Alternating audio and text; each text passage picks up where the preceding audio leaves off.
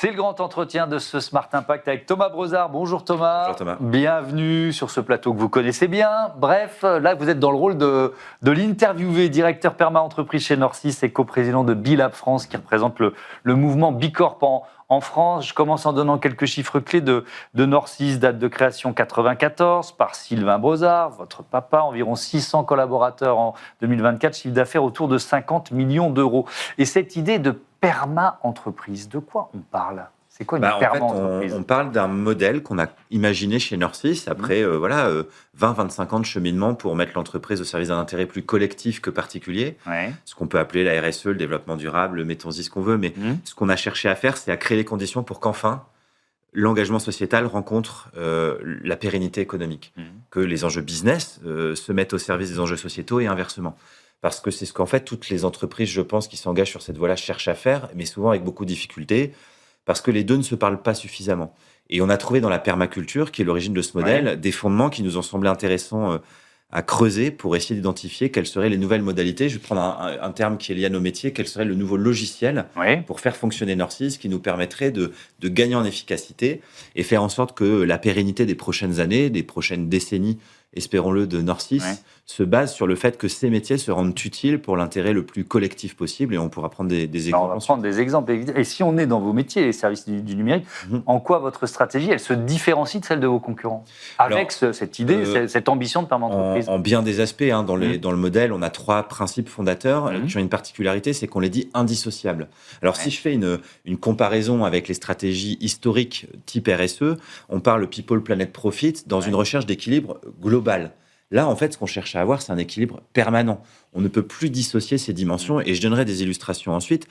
Prendre soin des humains, jusque-là, rien de très nouveau. Préserver la planète, non plus. Par contre, créer de la valeur en se fixant des limites, là, il y a un léger changement.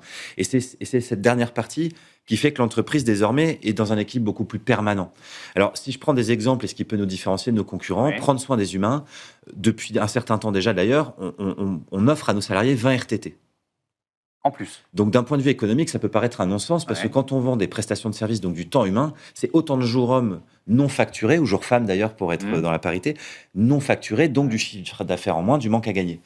Sauf que si je mets ça bout à bout avec d'autres dispositifs et que je regarde l'impact au final, on est dans Smart Impact, je pense qu'on s'y retrouve. Parce que là où la moyenne, je crois, nationale d'absentéisme au travail est autour de 15 jours par an par salarié, on est à moins de 3 jours chez Norcis. Parce que je pourrais illustrer aussi par le fait qu'on a des niveaux d'engagement dans le projet d'entreprise, de fierté d'appartenance, pour d'autres raisons aussi, de contribution au projet d'entreprise qui sont extrêmement importants. Fidélisation des salariés, ça rentre aussi dans l'équation, évidemment. Le turnover, on se situe entre 7 et 8% l'année dernière, contre un marché qui est historiquement plutôt autour de 25%. Donc, quand on propose à nos clients des prestations de services, on a des équipes beaucoup plus stables. Donc, en fait, si on regarde un peu plus largement les choses et qu'on essaie de trouver un équilibre permanent, je pense qu'on s'y retrouve. Et d'ailleurs, la stabilité du développement de Norcis, par exemple, sur les 5 dernières années, on est autour de 25% de croissance sur 5 ans. Mais ce qui est intéressant, c'est de voir à quel point on trouve une stabilité dans ce développement, aussi dans le développement des effectifs, pour garder le niveau de qualité d'accompagnement des individus pour rester sur le soin de l'humain. On pourra parler de la planète après. On va le faire après. Qui fait qu'aujourd'hui, par les temps qui courent, les 5 dernières années, où on a eu un foisonnement d'instabilité, le Covid, des conflits géopolitiques, etc., nous restons stables. Et ça a une valeur énorme pour des cadres dirigeants, des actionnaires, comme on peut l'être au niveau de la famille vis-à-vis de Norcis, pour savoir où on veut aller pour la suite et créer les conditions de la pérennité à long terme. Prendre soin de la terre, c'est le deuxième pilier. Alors là aussi, je reste sur ma ligne. Je garde la même question. En quoi vous vous différenciez de vos concurrents ? Déjà, mesurer le bilan carbone depuis 2007. Effectivement, il n'y avait pas grand monde qui le faisait à l'époque. Et malheureusement, encore trop peu aujourd'hui. Je regardais pour préparer l'émission, parce qu'on a dans les nouveaux standards de Bicorp, dont on parlera après, un axe fort là-dessus. Aujourd'hui, en France, les entreprises de plus de 500 salariés sont légalement tenues, et aujourd'hui, depuis 10 ans, de faire des bilans carbone. Et bien, quand on regarde sur 7 ans, en gros, entre 2015 et 2022, moins de la moitié d'entre elles l'ont fait.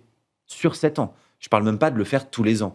Donc, on est très loin, y compris pour les entreprises qui sont sujettes à une loi là-dessus, de l'atteinte de l'objectif. Donc on n'applique pas la loi. On n'applique pas suffisamment la loi. Il n'y a pas de sanction. On pourrait parler du traitement des déchets, dans bien des cas. Les lois, déjà, mettent du temps à être faites, mais elles mettent du temps à être déployées. Et en fait, ça ne marche que si on y trouve une valeur derrière. Alors, dans notre cas, puisqu'on mesure depuis 2007, au départ par conviction, aujourd'hui, on a une maturité sur le sujet. Ça fait 15 ans. Résultat, par exemple, c'est que si je regarde les émissions de CO2 équivalent par tête, puisque c'est, je trouve, un ratio qui est intéressant à regarder, aujourd'hui, on se situe autour de 1,3 tonnes. Le seul acteur du marché dont j'ai trouvé des données publiques qui ressemblent à ce que l'on fait, c'est plutôt 4 tonnes, 4 tonnes 5. Donc, quand nos clients nous disent, tiens, quels sont vos engagements RSE et en quoi vous allez, vous en tant que partenaire, contribuer à notre propre stratégie RSE, je peux leur dire, avec nous, vous allez mettre 3 points de... Donc, ça vous ouvre des marchés. Alors, ouvrir des marchés, c'est un grand mot. Ou c'est un élément, une case de plus que vous cochez quand vous vous présentez sur un appel d'offres. À niveau de compétences équivalent, à offre équivalente, il n'y aura plus débat. Parce que là-dessus, on sera meilleur. Et puis, mais comment vous y arrivez ? Si on rentre dans le détail à ce niveau-là, à ce niveau-là. Parce que depuis 15 ans, quand on mène des efforts de réduction, quand on travaille depuis 2015 sur le télétravail pour trouver des justes équilibres, réduire la mobilité qui, dans les activités de service, représente souvent un poste d'émission important, quand on travaille sur le bâtiment pour l'enveloppe thermique, éviter d'avoir trop de consommation d'énergie, quand on travaille à une communauté environnementale qui, depuis presque 10 ans, œuvre pour réduire les consommations, qu'on essaie de s'interdire l'avion pour des trajets de moins de 6 heures qui sont faisables en train. Voilà, la liste pourrait être longue. On arrive à ce résultat. Mais il est le fruit de 15 à 20 ans de réflexion et d'action sur le sujet. Ça, c'est pour le carbone. Maintenant, il y a d'autres sujets, notamment la préservation de la nature et du vivant, dont, qu'on le veuille ou non, on dépend. Et là, on a fait quelque chose d'assez intéressant récemment. Je crois qu'il y a une question dessus. Le fait d'avoir invité la nature au conseil d'administration. On va en parler dans un instant. Je prends le troisième pilier, et c'est celui sur lequel vous nous disiez tout à l'heure, finalement, on a une vraie différenciation. Se fixer des limites. Alors là aussi, on est très concret depuis le début de ce grand entretien.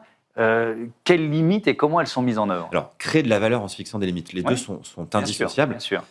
Parce que, par exemple, pour se fixer des limites en matière de développement économique ou de rentabilité, encore faut-il en créer.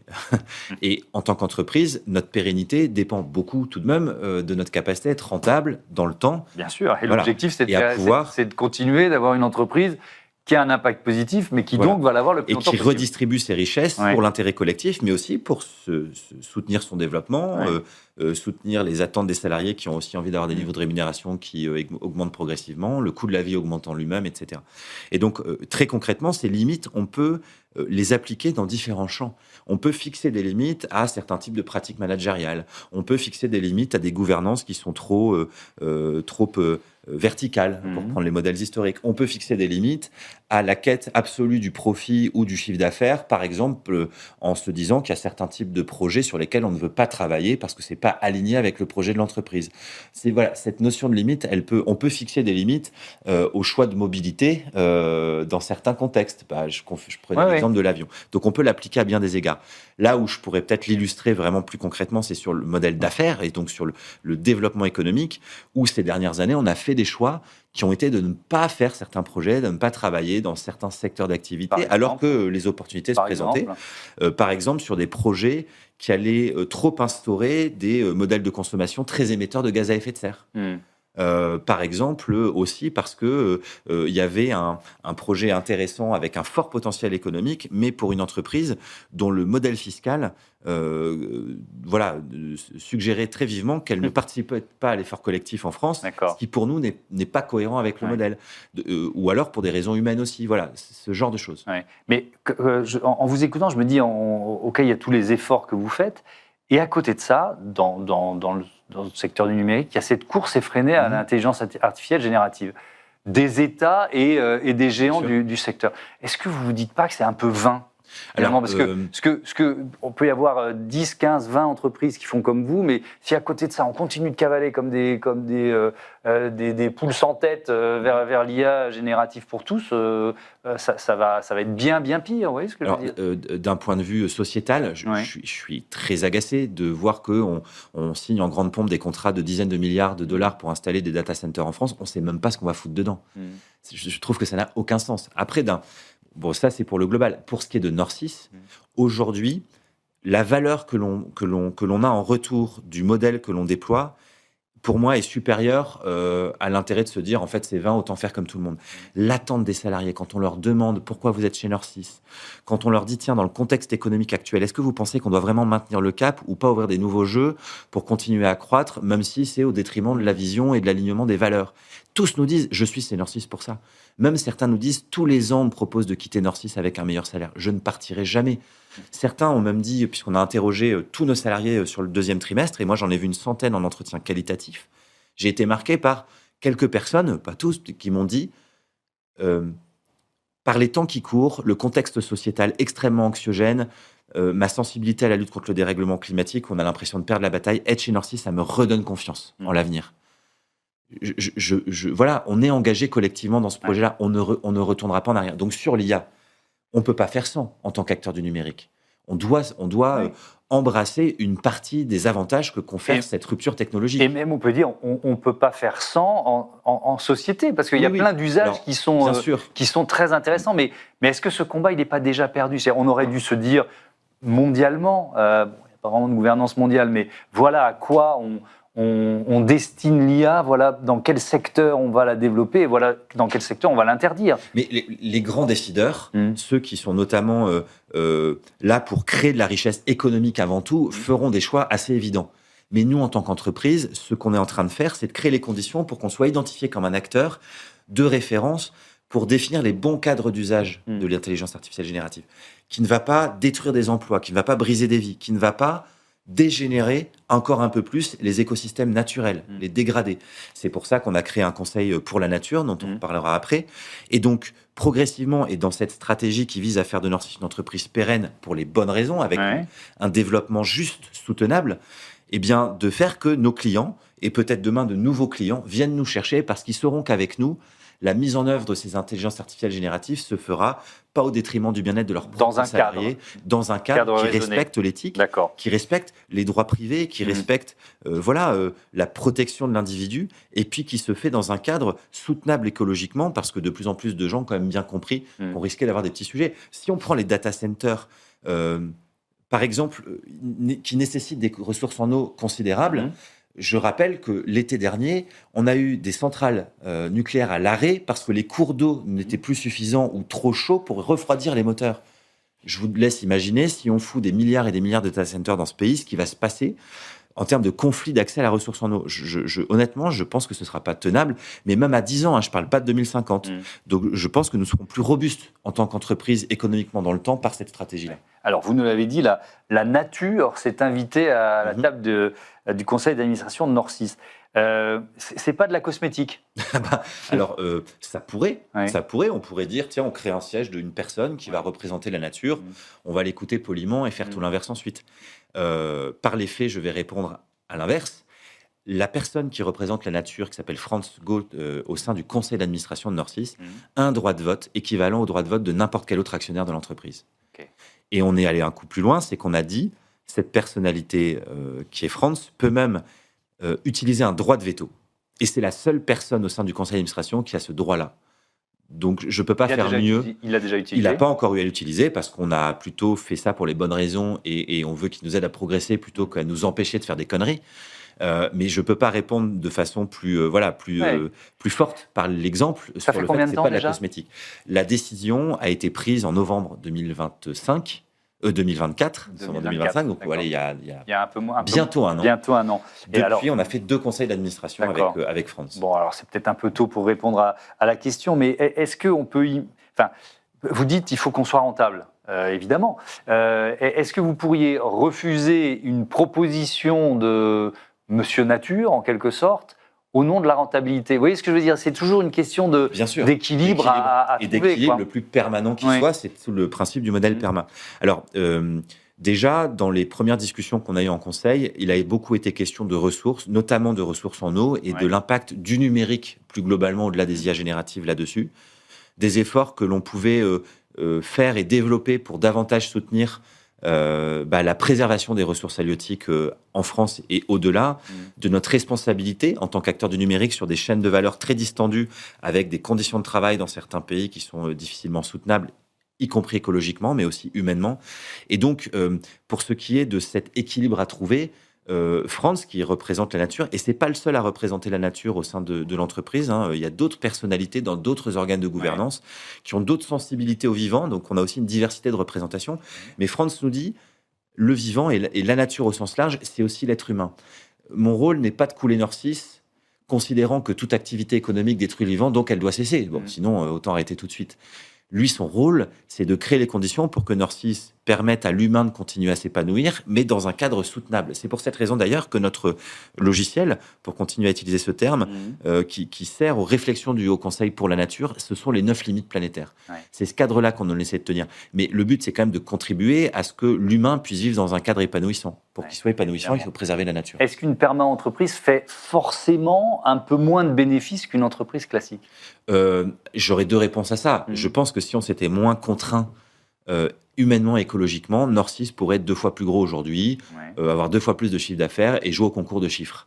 C'est pas ce qui nous intéresse le plus. Ce qui nous intéresse le plus, c'est la rentabilité, parce que c'est ça qui permet de refinancer l'entreprise et de soutenir, au-delà de nos murs, des acteurs qui contribuent à un monde plus juste et plus soutenable.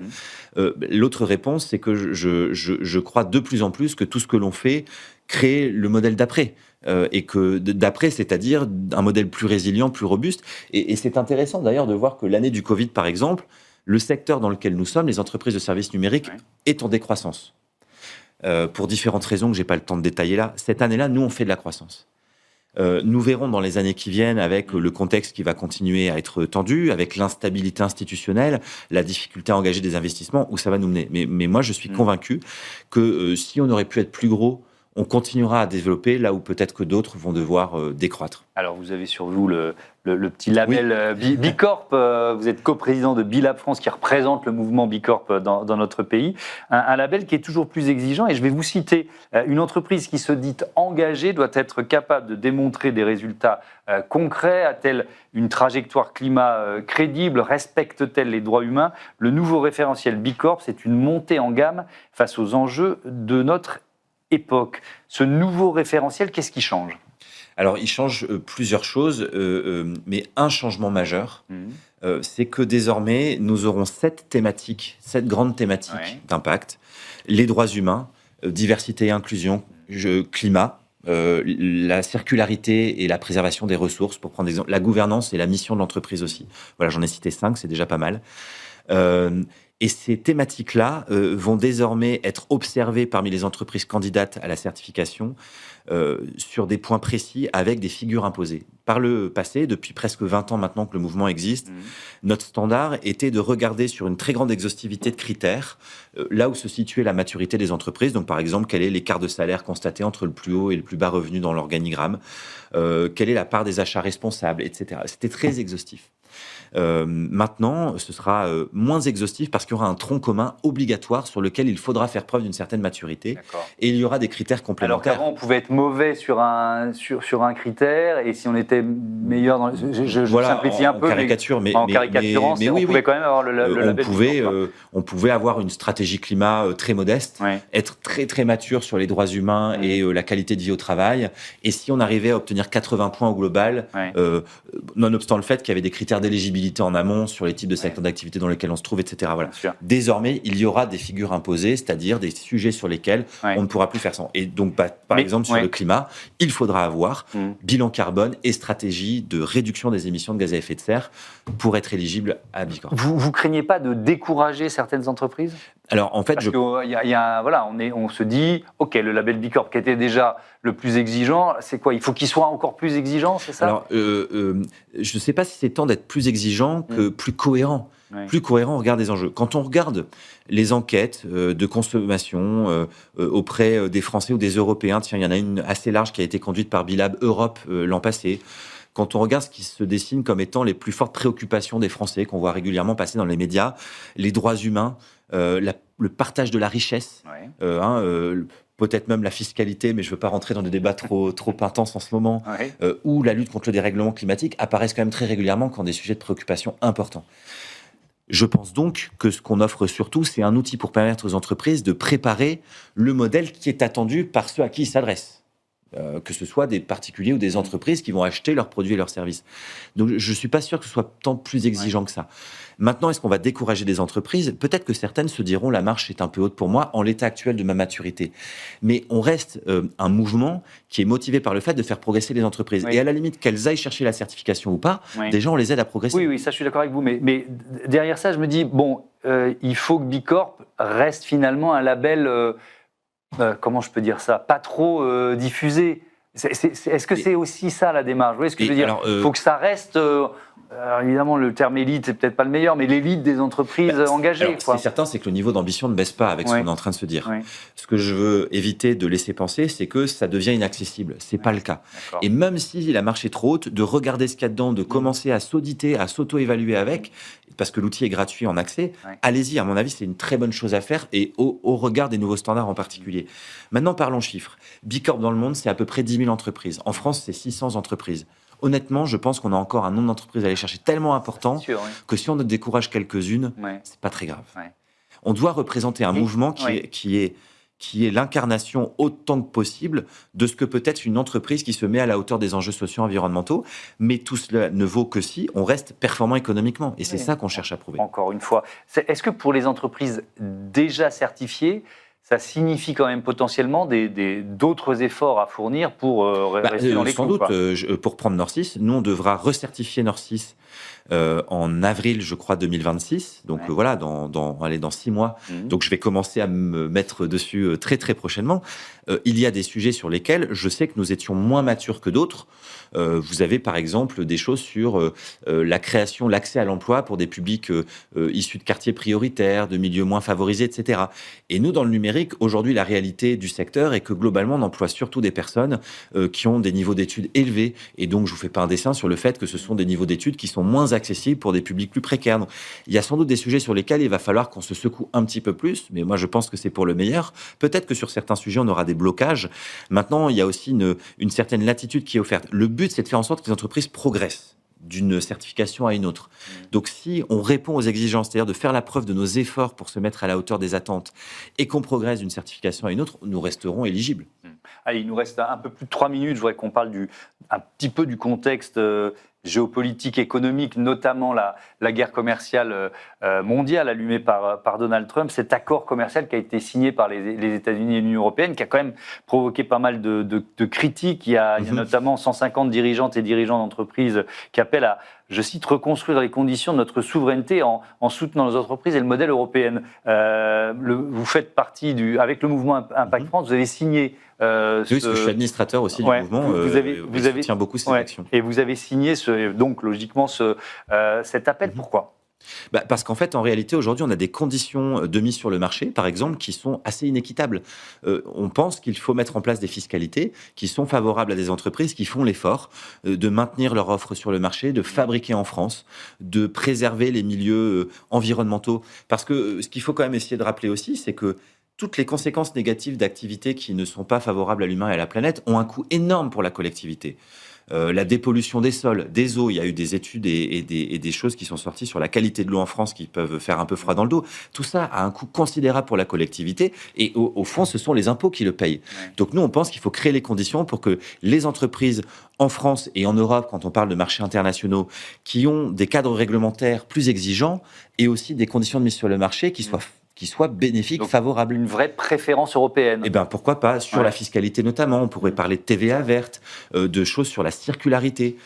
Mieux protéger les entreprises françaises et européennes en créant des conditions d'accès au marché qui seront défavorables pour des metteurs sur le marché issus d'autres régions du monde qui ne mettent pas en place des réglementations qui sont à la hauteur des enjeux sociaux et environnementaux. Mais on voit bien que le bras de fer, il continue. Donald Trump, il veut la peau des réglementations européennes en matière numérique pour protéger les géants américains. Donc, j'espère que l'Europe ne cédera pas. Est-ce que cette réglementation, vous la vivez comme un atout ? Laquelle de réglementation, pardon? Le Digital Services Act, des domaines comme celui-là. Ça doit avant tout protéger les entreprises européennes pour opérer sur le marché européen, en l'occurrence, et créer les conditions pour que ce qu'on appelle des champions français ou européens, par exemple de l'intelligence artificielle ou des services numériques, puissent enfin émerger. Historiquement, les flux de capitaux qui vont sur ces entreprises sont moins importants qu'aux US. Donc c'est ce qui a aussi fait qu'aujourd'hui, on arrive à un niveau où il y a une hégémonie des acteurs américains sur le marché européen pour les services numériques. Créer ces conditions. Moi, je pense que oui, il faut le voir comme un avantage. Le problème que l'on a, c'est qu'il y a une période de transition à opérer avec des investissements dont les retours sur investissement ne seront pas immédiats, parce que vous êtes pour une respecter entreprise... cette réglementation, il y a des investissements à faire. Demain, vous voulez que les entreprises quittent un géant américain pour un géant européen du numérique sur ses services, ça va demander des conduites du changement un peu lourdes. Donc, pendant 2-3 ans, il va falloir que les investisseurs acceptent aussi d'attendre un petit peu. Ça, c'est pas forcément évident, surtout dans le contexte économique. Mais oui, évidemment, il faut le voir comme l'avantage surtout du futur. Dans 5 à 10 ans, ce sera bénéfique à tout le monde sur le marché européen et à tout le monde sur le marché français. Merci beaucoup Thomas Brosard avec plaisir. Et bon vent à Nord6, à bientôt sur ce plateau dans le rôle de l'animateur. Merci Thomas. Et donc à bientôt sur Be Smart for Change. On passe tout de suite à notre rubrique Startup.